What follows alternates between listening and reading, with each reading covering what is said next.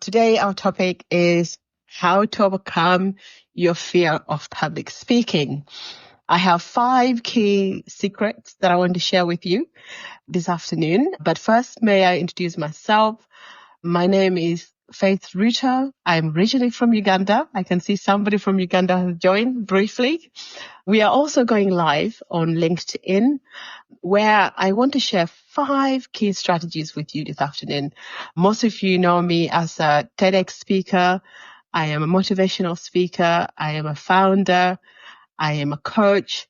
So public speaking is critical to what I do. If you work in a corporate or if you own a business, you want to be able to have confidence to speak in public. It's super important. Welcome people that are joining live. The public speaking is important because it enables you to communicate with your audience. But also, if you have a product or a service that you're selling, you need to be able to tell people what that is. And in the digital world, we need to be able to communicate not just over the phone or just on emails. We need to be able to use video for demonstrating your products or your services. Or sometimes you have to go out and network with complete strangers, and you need to be able to do that with full confidence. So if you have fear of public speaking, that can be an hindrance, and that can also really block your progress and put a barrier between you and the audience or the customers that you're trying to serve. So I have, over the years, for the last 10 years, I have run my own consultancy as a professional public speaker, but I'm also a coach. So I help a lot of professionals, business entrepreneurs, business owners, and I just give them space, a safe space to explore why they have this fear of public speaking. And often it might be from an experience, a bad experience that you've had, or it could just be a fear that you've had over the years and it's just grown into something like a phobia of public speaking, which then means you just avoid it. And by avoiding public speaking, you are not practicing, and therefore you become more fearful of it and you avoid it. And as a result, it's just something that you just don't want to do. So for the purpose of this call, or the purpose of this session today, I wanted to first say, if you have fear of public speaking, you're not alone. And yes, you can overcome it. You will have to be intentional. So you will have to start telling yourself that you are working on this challenge, but also that public speaking is actually very important. So everybody is different. We all have different objectives or different challenges. But I think when you have decided that you want to become a public speaker, or you want to be, you want to overcome your fear, it really starts from the mind. It starts in the mind because it's in your mind that you have those conversations about, oh, I don't want to do it, right? So it's not, you never actually say this to people. We always have this conversation by ourselves on our mind. So the first place to start is to start being positive, to start saying to yourself, I do speak in public already. And you probably do. You probably do. Think about your interaction today. Who have you spoken to today or this week, right? You must have been somewhere and spoken to complete strangers without even thinking about it. But the moment that we say you're going to now present or you're going to talk in front of people, we then get really scared. So my first advice is assess your mindset. What are you telling yourself? And what are the doubts that you have about public speaking? What makes it really scary for you?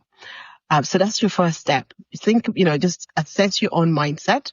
The next thing that I would recommend is then, once you've decided that you now want to be positive and you want to actually work on this, is to redefine fear as a fuel. So fear is a sign that you actually do care about your message. Right? We always say, fear it's false, reality appearing real. It is true. So you start to say to yourself, I am fearful, but I'm also excited. But also think about your audience, the people that you want to talk to, whether that's just your colleague or your boss, they want to hear from you. So rather than focusing on yourself and making yourself more nervous, try and focus on the people that you're going to talk to and why your message is really important. Okay, so that's really important. And when we're talking about fear, it's also important that you practice techniques that help reduce, your fear in the moment. So things like deep breathing, in public speaking, we talk about power poses. So if you know you have to stand up in front of people, you want to make sure that you're standing up straight, you're breathing before even you go into that room, but also you start to visualize yourself being excited, being positive, and that in itself will redefine fear as a fuel, and that will motivate you to even want to do better in your public speaking. The next thing is to think about own your story. So focus on your audience, focus on being authentic. Sometimes when we think about becoming really good at public speaking, we think, I have to copy how somebody does it. If I was to ask you right now, people that are live, on LinkedIn or on the podcast, who is one person that is really great at public speaking that you really admire? Think of somebody, whether that's a public figure, whether that's a teacher from your school or your boss. Try and think of someone who you think, wow, when they speak, people listen. They all space, they have charisma, they're just authentic, they're themselves. Can you think of somebody like that? And try and think, what do they do? How do they do it? Because sometimes when we are so focused on being fearful, we don't actually think about, we can learn, right? Public speaking, you can actually learn some techniques, or you can just focus on the positives, the people that are doing it really well, and you can think, okay, that's what they're doing. So for example, for me, I used to think of, Nelson Mandela, right? It's not a political, I'm not trying to say I believe it's politics, but just think about Nelson Mandela. We don't know him personally, but most of us know of him. And it's just, remember when he spoke, he spoke very calmly, but it was a very powerful, when he talked, it was so powerful. I'm sure even when he just said hello, he sounded really impressive, right? Because he had mastered how to project his voice, how to make what he was saying really matter. So when you're talking in public, try and think about the words that you're using. Try and think about making it, authentic, because you're your own person. And I always say to people, it doesn't really matter if English is your second language, right? You can do public speaking in your own native language. But if that fear is there, it does not matter, because that's the problem with having a fear. It will just keep telling you can't do it, you can't do it. So even if there's no barrier with your language, you will still have that fear. So the most important thing is, like I said, remind yourself to be authentic, to be yourself. Remind yourself that you can definitely do this, right? And think about, telling maybe a personal story, something that comes very natural to you. So you don't have to worry about remembering figures or remembering data. Try and think about how you would introduce yourself. That can be a very easy way to learn how to, do public speaking. The third recommendation is practice, not perfection. Often we think, these speakers, how do they do it? When I had to do a TEDx talk, which I gave back now in August of this year, I learned that I had my TEDx spot in May, right? So I had 3 good months to practice my 15 minutes of fame. And then when you watch my talk, you'll be like, wow, Faith did amazing. But what you actually don't know is that I practice and practice and practice. And then 2 days before my talk, the organizer called me and said, Faith, could you change your topic? So when you watch my TEDx talk, what you're watching is actually not what I practiced for 3 months. It was what I actually had to come up with. I literally had to come up with a new topic within 24 hours of doing my TEDx talk. And it sounds so scary. If you'd asked me to do that, before, I would have said there's no way I could do that. But the only reason why I pulled it off is because I had been practicing the art of public speaking. So even though the topic had changed, all the wonderful tips and tricks, my timing, my delivery, my tone, everything that I had practiced just came into place. So all I had to do within that 24 hours was remind myself, what am I passionate about? And what do I think people want to hear about? Because that's another thing when you're talking, just don't, it's not just about what you like to talk about. You got to think about the audience, the listener, right? So try and think, I need to be practicing. It's not about being a perfectionist. It's also just saying, I am improving. I have to leave room for improvement. Okay. So that's the key. So it's not just about actually the act of standing up and speaking, but actually maybe what you want to be thinking about is, what do I need as a speaker? So if I need to practice, I need a quiet space. I might need to record myself 100 times and listen to myself. I might need some people to give me feedback. So for example, when I did my TEDx talk, my son became my audience. He would listen to me playing my own self, driving him to school, picking up from school, listening to me. My husband became, one of my, critique. He would hear this and said, no, do it this way. My daughter, and to the point where at first I was like, oh, I can't listen to myself. But in the end, I loved to listen to myself because I thought I have to do it. I have to practice. So that's your tip number 3, practice. Okay. And then tip number 4 is focus on service, right? It's not about yourself. When you're talking, when you give yourself a talk in front of people, often it's not about you. It's about the other people. It's about your topic. It's about, what you're trying to do to help others. So make that your focus, so let the fear, whenever you have that fear, just say, I have an important message to share. It could be in a meeting with your boss and you might want to, you might want to stand up and say something and you might feel really terrified. Well, you can do it sitting down, right? You can sit down and deliver your message as long as you sit up. Because when you sit down, you kind of roll into your chair and whatever you're trying to say will not come out well, right? But if you remember your posture, how you sit, how you stand, how you shake people's hand, the eye contact, this is all to do with like body language, right? So this is all like thinking about the package. It's not just the delivery, but it's about the package. It's about the person you're talking to, or the people you're delivering the message to. So it's no longer just about yourself. You're just like a vehicle, right? It's like you're just being used as a vessel to deliver that message or to share your service with the world. So make that your focus, your main point, and that will help you get less scared or less fearful, right? And then finally, the last one is really just about build your confidence and start small. Don't go into like a room full of 100 people if you hate public speaking, because you just set yourself to fail. So start really small, start at home, join groups. When I started early in my career, I joined something called the Toastmasters, which is an online platform or in person. You can, join Toastmaster and you can learn how to public speak. And this is something that I think is so important. When you're starting out, you want to get feedback, but also you want to be surrounded by people like you, right? You want to be among people that have fear of public speaking, because that then helps your confidence.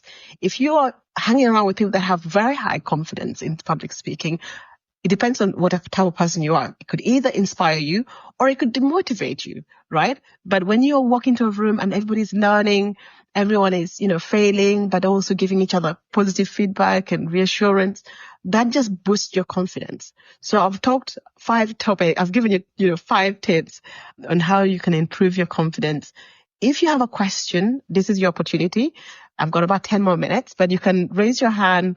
For those that are on LinkedIn, you can raise your hand and join me and ask me a question or add a comment. For those listening on podcast, I think the only way you can reach me is by sending me an email or visiting my website, which is www.faithruto.com.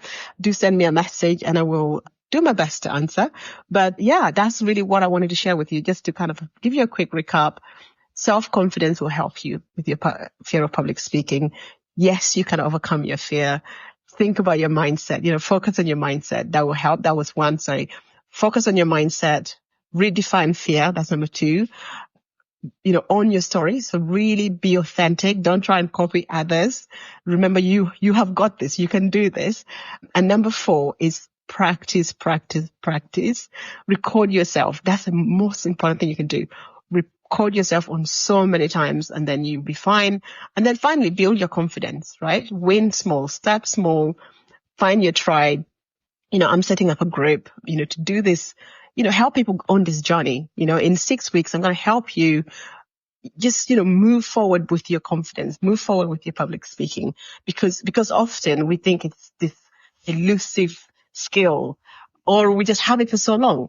But I think after 6 weeks, I will coach you through, I will give you techniques, I will give you a safe space to practice. I'll give you feedback, and then hopefully you can step into your authentic self and start presenting and public speaking and just being confident within yourself. I think that's really the key here. Any more questions? Do we have any questions? I can hear you've joined me. You're a video presenter and voiceover artist. I would love to hear your experience. Yes, please come join me up here. Hi. Good evening, Ms. B. Thank you so much for having me. Am I audible? Yes, you're very loud and clear. Thank you so much for having me here. And thank you so much for organizing this event. I really love listening to all the wonderful insights and those suggestions that you shared on this topic. And I would like to resonate with everything that you shared about authenticity, about self-confidence, and about self-awareness. Yeah. For me, from my personal experience, before I got into video presenting, I was very shy. In my nature, I'm an introvert. Right. But I don't like to interact with people, and I feel very, I'm awkward. I'm very awkward. So, yeah. Before, when I was presented this opportunity as a video presenter, I was hesitant because I thought that maybe I had to be on camera. I have to, present all this content to people who are going to be watching me. And that fear of judgment, those fears of criticisms, they can be daunting. Yes. They can be overwhelming sometimes. Yeah. But just like you stated, practice. Because first you will be awkward. Yeah. You will be uncomfortable. Yeah. And you will feel that discomfort when you start out and when you do record. That's an amazing tip that you gave, record yourself. Because when you do record yourself, you're actually seeing the person that you are aspiring to become. Yeah. Because the result hasn't manifested yet. You are going to manifest that result. That confidence starts to grow, that starts to build. It's a continuous process. It does not come overnight, and it definitely did not come overnight for me. Yeah. So it took me months. It took me a few months to be able to develop that sort of charisma, that energy. Really makes people want to listen to me. That whenever I talk, whenever I come, people are like, "Oh yes, this is a beat. He's right here." So, you have a great voice. Yeah, you have a good, great style actually. So that's really good that you found your own authenticity, right? You found your own way to do it. Thank you so much. I really appreciate your kind words. And yes, it does take time. I had struggled a little bit with this to find my own authentic version with how I could present myself, because there's so much saturation in this. And you can take inspiration from the people that you like just you stated, you took inspiration from Mr. Nelson Mandela. For me, there's a lot of people that inspire me. There's a lot of people who do public speaking, but there's a few people in that lot who do it good. And you just have to see how do they make it good. How do they present themselves that actually makes people want to view them, makes people want to listen to them, makes people want to be in that stage and just really connect with them. Because if you're just speaking and you're not connecting, then that's just a silent audience. Yeah, no, that's true. That's so true. So tell us, what does it mean to be a voice presenter? What do you do? So for a video presenter, I was given that opportunity to provide news content. It was sort of a mobile journalism content that I had to make for the startup that was having their channels on different social media platforms like YouTube, Facebook, and Instagram. Yes. And we started to transition from the news content to infotainment content. Right. So or should I say, all of my work was done online, and we had to make these type of contents and these series for our audiences, and I had to be the face of all these videos. Right. So it was a little bit daunting at first because I was very shy. Like I stated, I would even not even bring my face to any video calls that I would have or any video presentations. I would be below the camera and it would just be recording my hair. Oh my word. I- That's fascinating. Fascinating. Yeah. It was like an experience, and I had to learn in that experience and from that experience. Because when I was doing all of this video presentation and everything, I was not that good. I have to admit, because I know that we can be our biggest critique at times. Yeah. I know that I can be my biggest critique, and that's not nothing to be ashamed about. Because it's good that you criticize yourself while you're putting in the work to improve yourself. Yeah. No, that's You should not. Yes. no, you're right. Correct there. You have to be, I think one of the key things I learned with this is you have to let go of fear, but you also have to let go of ego, right? You have to go of your own ego and just say, I'm ready to learn, and when you become a student, you have to be able to take feedback. And sometimes this feedback will not be great, especially from self. We are our worst critic, I think, right? So I think that's the key there. I'm really grateful, Abib, for your contribution. Anything else to add before I move you back to listening mode? Oh, I think that I've spoken enough. So thank you so much for giving me the opportunity to share all of this. I really appreciate you, Miss Faye, and thank you so much for this event. No worries. Take good care, stay safe, stay happy, and wish you all the best. Thank you so much for joining. And and this is not going to be the end. I'm going to continue with this series. I think today we have 2 people. I'm a firm believer that it's not about the quantity of people. Obviously, in the world of, having these events, you want to have lots and lots of people. But I think for me, I want to be here to support others. And I think, if I can support you, we're now connected, Abib, and I can also see Reverend Canon Johnson there, who is calling us from Uganda. So, it's great to have, 3 countries, 3 people representing 3 countries. We'll have more of these sessions in the future. And for sure, this is a topic that I really feel I can help people with, because once upon a time I had fear of public speaking, but mine was more, it was within myself, it was when I let go of the fear and I started stepping out and I realized actually it's something I really love doing and something I'm actually quite gifted, I think I'm okay, and I just started to practice and practice and practice. And I think when you have a passion for something, whether that's speaking or helping others or marketing, you're good at it. It's something that is natural. It's your soup, you have a strength in that space. And it's the same, when it's public speaking, I love how Abib, you said, I got better.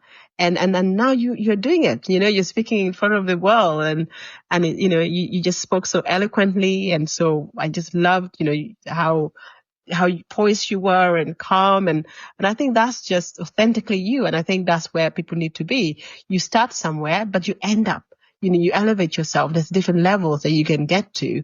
But the first thing is the first step. You got to take the first step, be brave, and just go for it. So we've taken the time. I want to wish everybody who's listening live on the podcast as well, please have a great afternoon, great weekend. And Abib, thank you for joining, and we shall see you again very soon. My name is Faith Ruto. I have mentioned already, I'm a TEDx speaker. I forgot to mention, I'm a book author. You can see there on my profile, so do get my book. Abib, I would love for you to watch my TEDx and let me know what you think all the way, in Lahore. I hope you're staying well. If you've joined, we're just about to end, so apologies. Unfortunately, with LinkedIn audio, there is no recording this time. But sometimes I also do video, which is recorded. So I think the next series of this is going to be on LinkedIn, video, because then people can watch and replay. But today was just a quick stop. And I just want to say thank you for those that have joined. And I shall see you soon. Stay safe. Take care. Bye. Thank you. Okay. Perfect. Thank you.